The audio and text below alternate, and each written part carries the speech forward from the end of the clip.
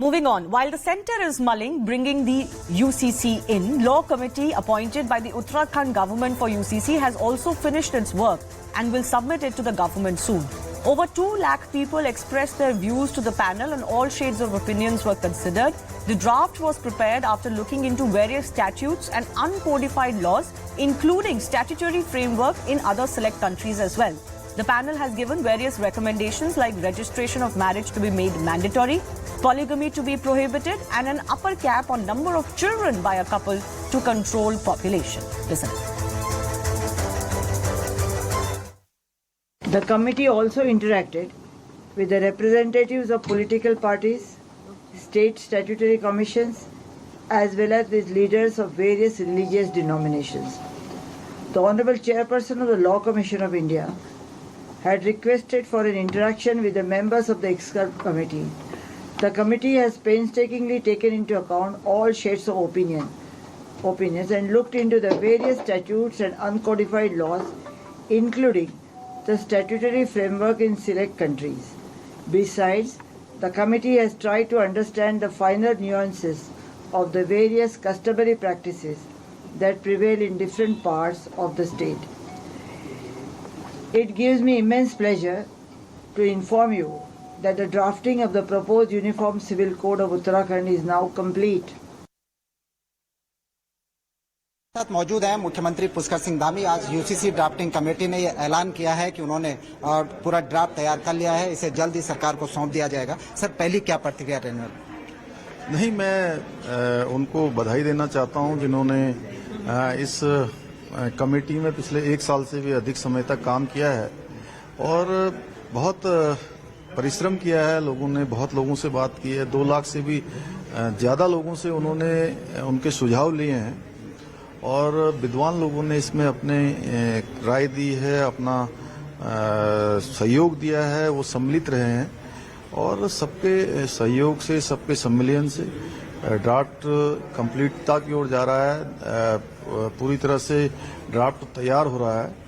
वो निश्चित रूप से अच्छा ड्राफ्ट आएगा और भारत के संविधान की मूल भावना धारा 44 का जो प्रावधान किया गया है उसके भावनाओं के अंतर्गत ही सभी वर्गों की राय लेकर वो ड्राफ्ट तैयार होगा और उत्तराखंड की सरकार, जिसके लिए हमने पहले ही इस आम चुनाव से पहले हमने उत्तराखंड की देवतुल्य जनता के सामने ये प्रस्ताव रखा था, संकल्प रखा था और ये उत्तराखंड की देवतुल्य जनता ने भी हमको इसमें अपना समर्थन दिया, अपना आशीर्वाद दिया और पूरा मैंडेट दिया और हमको सेवा करने का अवसर दिया और उन्होंने ही एक तरह से हमको कहा कि आप आगे बढ़िए, यूसीसी उत्तराखंड में लागू करिए, तो हम उस दिशा में आगे बढ़ गए।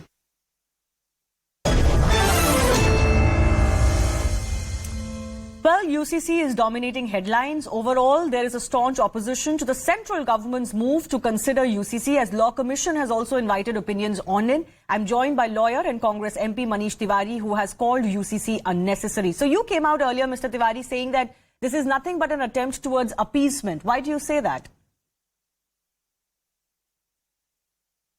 But I never said that.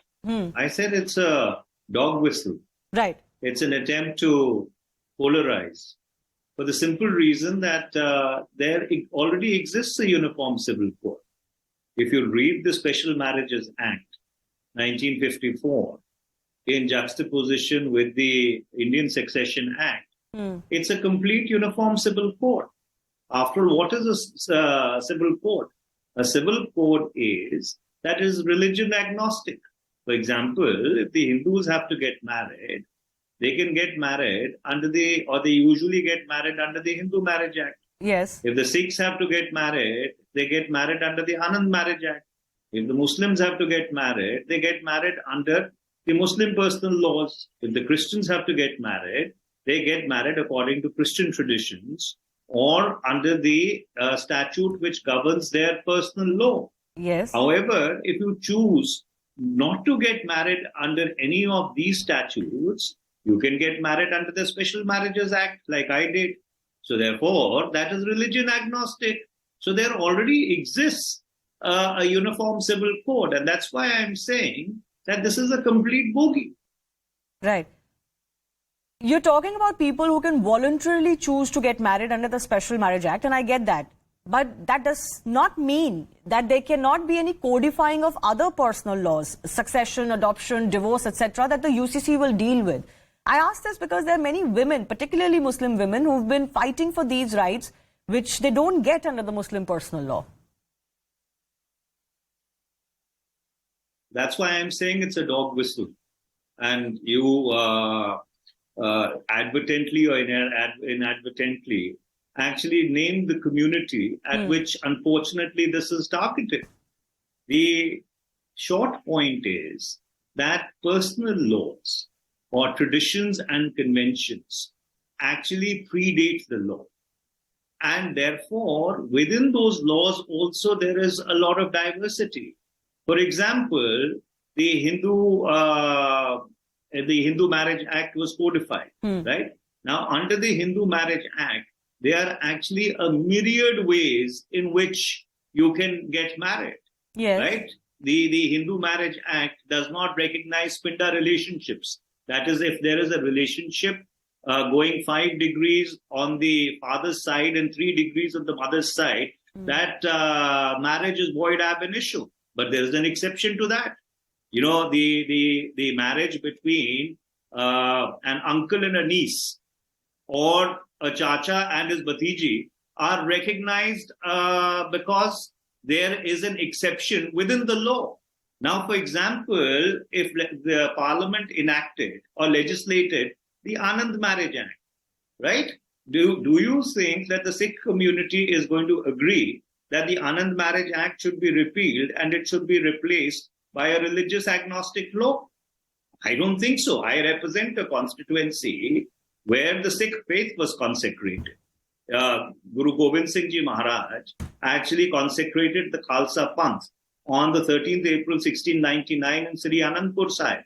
The battle to get the Anand Marriage Act enacted was a very, very hard-fought battle. Okay. Now, therefore, under those circumstances, do you think that the Sikh community would agree that the Anand Marriage Act be repealed and replaced with a religious agnostic law? I don't think so. So under those circumstances, that is why I say this is a bogey, it's a dog whistle. But you're talking about my question, talking about one community. Your answer itself suggests that it will affect all communities. So how is it a dog whistle for one community? And it's not so much about how the marriages are solemnized or which marriages are solemnized. It's also about the rights that flow from a marriage. But as you very rightly pointed out, the Hindu Marriage Act will be affected, Sikhs will be impacted, other communities will be impacted. So why is it that UCC is projected as if it is against one community alone? Well, for the simple reason that the people who are the progenitors of this are essentially going at it with a particular mindset in mind. Otherwise, you see, when you talk about a uniform civil code, where is the draft of the uniform civil code?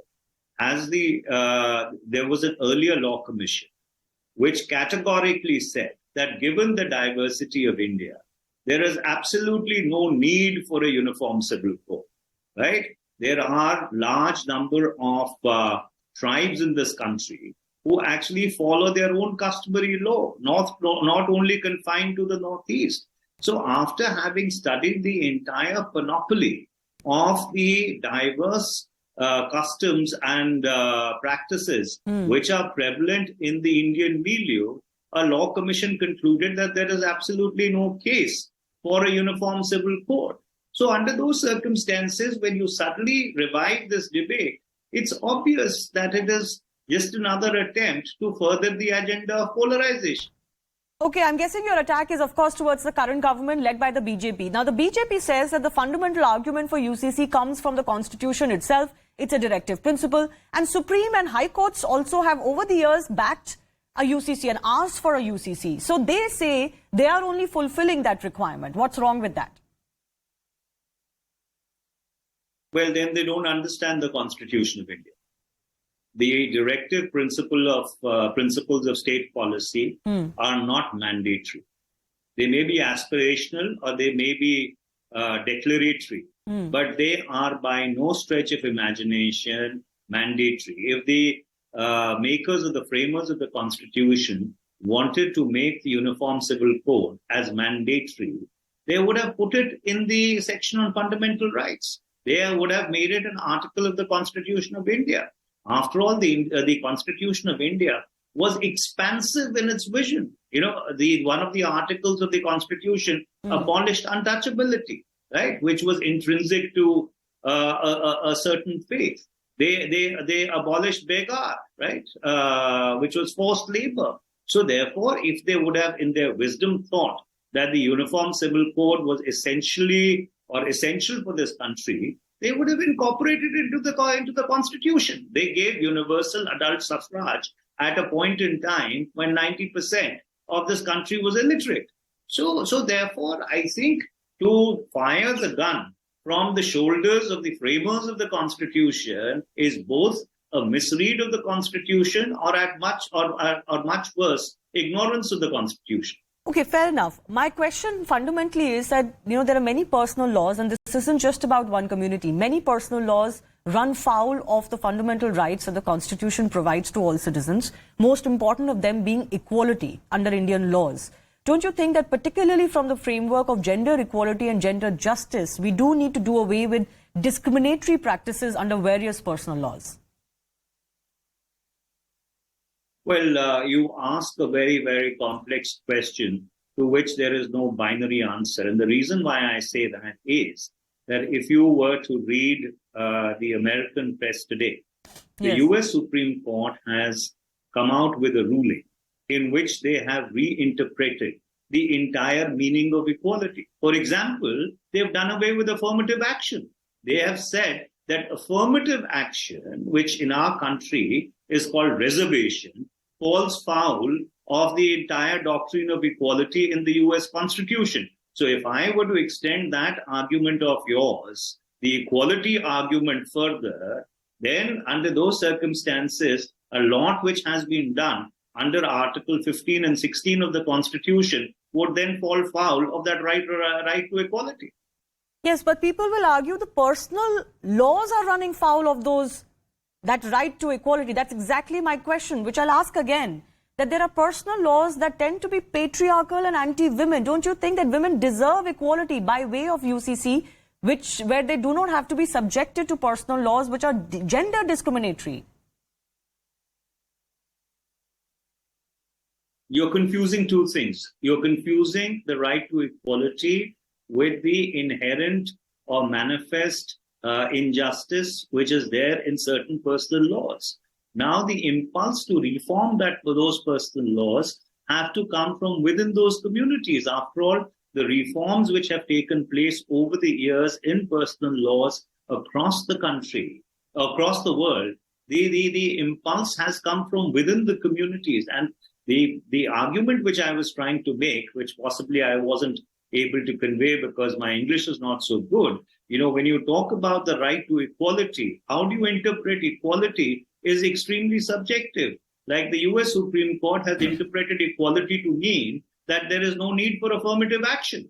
So therefore, you're entering into a minefield when you try and sort of make the argument of equality, even vis-a-vis personal laws. Okay, you said that reforms in the Indian community or globally have been self-brought, but that's not true for India, and particularly in context of this debate. The Hindu Code was not brought in by asking the community at large or when they were ready. It was done by the government and was accepted. So why should that not be the case for other communities? If that's the argument. Well, then you reform their personal laws. Nobody is saying that don't reform their personal laws. If there is inequality, or let us say inherent gender injustice that you talk about, there's nothing which stops you from reforming those personal laws. But where is the case to completely and absolutely demolish the diversity of India and put it under the rubric of uniformity? In fact, the strength of India is its internal cohesion, and that internal cohesion doesn't come out of uniformity. It comes out of diversity. And that's why it is said unity and diversity is the strength of India. A uniform civil code completely and absolutely will militate against that diversity. And you are already seeing that when you are not able to handle diversity properly, then you have a situation like the one that we are having in Manipur currently. Okay, I'll leave it on that note. Manish Tewari, I do appreciate your time for elucidating your point of view. We'll have to wait and see what the Congress party decides as a party, because they haven't quite made their stand on UCC as it is being debated today quite clear in public. Time for a very short break. On the other side, we'll get you some international updates. There are violent protests and riots sweeping France after a 17-year-old was shot dead by the police. Stay tuned. We'll get you some latest updates.